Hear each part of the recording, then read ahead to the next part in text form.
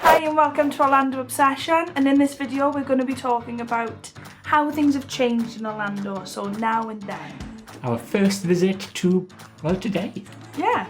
And oh boy, have things changed. Yes. Oh boy. Oh boy. But before we get into it, if you want to win a couple of goodies, fridge magnets, pens, that sort of thing, they're really cool, actually. Yep. Then leave a comment below when you spot our value for money hidden Mickey. Not the real Mickey, because the real Mickey will come along and he'll carpet bomb us if we use him, because he doesn't like it. Oh, that's a new one. In his jet fighter. Bum, bum, bum, bum. And we don't want that to happen. No. No. Popping up in this show will be a value for money alternative Mickey, Mickey Rourke, Mickey Rooney, Mickey Jackson. Mickey Donovan. Comment below if you get that one. I didn't. It's okay. There we go. Now and then, what has changed? So much has changed. You go first. So, I am going to go with the Hard Rock. So, Oh my god, yeah, it's changed. So it's not even the same one. no. So now you'll see that when you're walking in through City Walk, it is like one of the main focal points. right there. It's huge, absolutely huge, and it's got the shimmering discs on the front. Shimmery, shimmery. And when they, with the wind, they nice move. too. However, originally, it used to be the shape of a guitar. Guitar. Now, where Feebles... I was being guitar for you. Oh, right, okay, thanks. So, it used to be Feebles Playground, but it's now... Okay, so there's a play area there, and off in the distance used to be the Bates Hotel. Oh yeah. Bates Motel Oh, House. it's OG Orlando. Yes, OG yes, Universal. properly old school 90s. And you would walk up the, I want to say the neck? The neck. The neck. Check me out. You'd walk up the neck of the guitar. Towards the bridge, which was a bridge. Yeah. And you would walk into, the shop would be at the front, body of the wouldn't guitar, it? yeah. And it was I incredible. only went there once. But I didn't know that it was that shape. Well, you didn't, you saw it from above. Yeah, until you saw it from above. And you didn't have aerial view or Google Maps or things like that back then. And it was still there for a long time. The old Hard Rock was abandoned for years before they demolished it. If you can imagine the archway where the Universal Studios entrance is now, and you've got City Walk, and you've got the river and things like that, that was all flat. That was the car park. That was the car park. Yeah, If City Walk was a part. Where the Globe is, you could park right there. Because I You could. remember doing it, and back then... You still can in Hollywood. Yeah, actually you can, yeah. Back then, when you were exiting the park, they didn't have music on. They would have almost people talking, like an audiobook or audio movie. Yeah. Because I remember leaving and listening to the Bates Motel story. It was very different. My turn. The thing has changed. It still freaks me out. International Drive. Now then, when I first stayed in Orlando in 1988, the very first hotel I stayed in was called the Quality Inn Plaza, and it was the only hotel. There was SeaWorld, there was a 7-Eleven, and then there was the Quality Inn Plaza, which has been bought by somebody else now. Many times. Oh, it's changed hands a lot. Is it a Rosen? I'm sure it's a Rosen. think Maybe it is a just Rosen. Quality Inn. Rosen Plaza? No, it's not a Quality Inn anymore. But it's still there. But now, you've got SeaWorld, a little bit of grass, and then there's buildings. Convention centre, buildings. And opposite the Quality Inn Plaza was like a big bear. There was like a toy emporium there, like a Toys R Us. And a couple of blocks down was the Mikado, which was like a shopping. Wow. Come to Mikado. And it was like a little song, and they used to come, you'd have breakfast in the Quality Inn Plaza, and people would come from the attractions nearby to get you to give you coupons and things, to get you to go there. And there was a guy in a dancing bear suit and a lute singing the Quality Inn Plaza. Oh, wow. The Mikado song. When you said that then, I remember going there and having this enormous pizza. I don't know if I'll be able to find the picture. So Pizza Hut, right? They launched the 12-inch pizza in 1988. And we were like, 12 inches?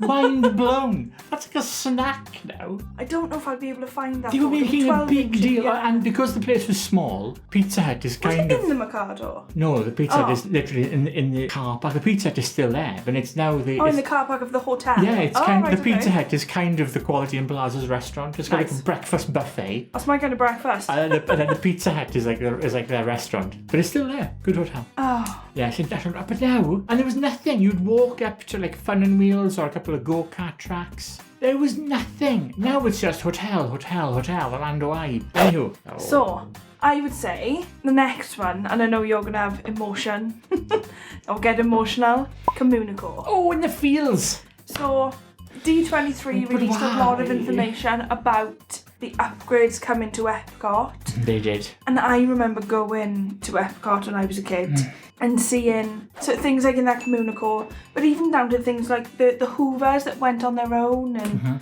little things like that. Communicore was awesome. The fact that you could video call each other. Well, for me, the first time, this was an attraction I was there for a long time. They did this thing with Pepper's Ghost when they had like a big glass room and they talked about the computers that ran Epcot, and they had a little there was a presenter, I think she was a video, and then she had a sidekick called Sprite or Cursor. No, Cursor was Automan, getting retro now, but there was a little sprite, and you could see the actual computers that ran Epcot, and these were old school big reels of magnetic tape, and they were the old school computers off of the 80s. My turn. Not a zoo. Say what?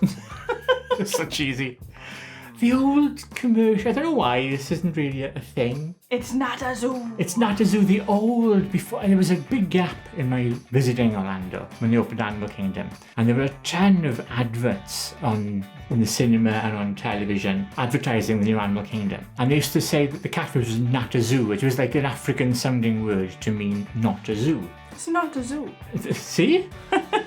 And I can remember the adverts really well. I know it's not a then and now thing, but that advert is long gone. And I loved that advert because it was full of I want to go back. But have you chose not a zoo because of how much Animal Kingdom has changed and how it was meant to be about the animals, and it's kind of changed with Pandora opening and...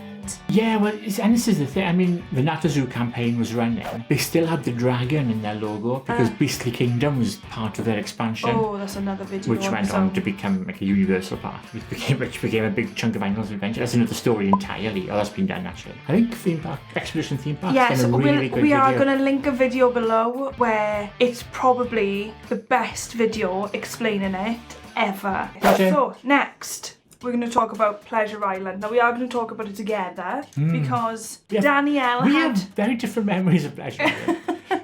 Yes, I remember going there with my parents and buying soap and things like that. I remember. Danielle remembers very little. I remember spinning around in the mannequins dance floor. Yeah, the spinning dance floor and... 8 tracks. So, the Adventurers Club in Pleasure Island, I don't think you ever went into. I would not have been able to go in there because by the time I was old enough, it had already closed. Adventurers Club was like, I don't know, pith hats. I went around and they were. It was like the Tiki Room and the Jungle Boat Cruise in nightclub form. So I think the closest thing we've got to it now is Trader Sam's. I guess. But a little bit crazier. It was insane. Every nightclub 8 tracks was all about the 80s. Mannequins had this incredible light show and walls would drop down in the revolving dance floor. You only remember because you've seen videos. But no, I went to Mannequins a few times actually. She went there sober, she never left sober. Yeah, that's true. I went there being dragged, rolled a few times. I miss Pleasure Island. I miss the adult of Disney. But I do think that it is coming back. I don't think they're going to do nightclubs again. One thing that has changed that bothers me is alcohol in the parks. I could cope with it with food and wine with Epcot, but Magic Kingdom and alcohol, because Walt didn't want it, and I know times have changed since the 60s. I'm okay with it, but I understand why people aren't. Yeah. Because Walt didn't want it. Yeah. But it's a different time. It is a different time. Walt remembered Prohibition, so... But you know what? I mean, there's so much more that's changed. Would you say things have changed for the better? No. No? For me... They've changed, but it's been amazing for decades. For me, the biggest and best change is the competition that Universal are providing to Disney and pushing Disney to be a better version of themselves. But when you think about stuff which was also great, Xanadu, the home of tomorrow, down in Kissimmee, Baseball and Boardwalk, Fun and Wheels, Watermania. These were great and the little guys are gone. It's all the giant giga parks now. The smallest we've got for independent now is at Tussauds Orlando Eye. Yeah. Watermania, no, Wet n Wild. Wet n Wild was the last of the independents. That wasn't really independent because Universal bought them. So to close them down. The indies are no more. And you used to be able to walk up International Drive and do crazy things. They were bizarre. Murder mystery dinners. Yeah. But there used to be tons of, there were go-kart tracks everywhere. Some amazing go-kart tracks. They're coming back though. They are. So there's a new golf place. There is. Which I haven't got the name for because I was completely unprepared. There's a new. That's true. There are some of these indies that come in there. Yeah. I think what happened was there were the big corporations moved in, shut down a lot of the independents. Sadly, 9/11 then happened, so there's been, a bit of a downturn. Massive decline in the amount of people that were visited for a long time. The financial situation nationally with the whole mortgage problems, and so the independents never came back. And Disney and Universal, bearing in mind all of these things have happened, have always put their prices up. Yeah, they have. Good intro. This is awkward. What's the video called? Now and then. No. Come on. No. Go on. No. Go on. Come on. Forward beer now. Do it. Okay. Yes. So that is it for this one. We enjoyed a little nostalgia trip, a little trip down memory lane Yes. to Yesterland. Different attractions or places that have gone to the park in the sky. As always, leave your comments below. Do you remember anything? Is there anything you used to love doing in Orlando? It's now no longer there. Leave your comments below. Don't forget to like, share, subscribe, hit that alarm bell if you want to keep our stuff popping up in your feed. And as always, over there is the last show we put out, and below that is the one YouTube thinks you should watch next. Thank you so much for watching. I'll see you in the very next show. Bye-bye. Bye.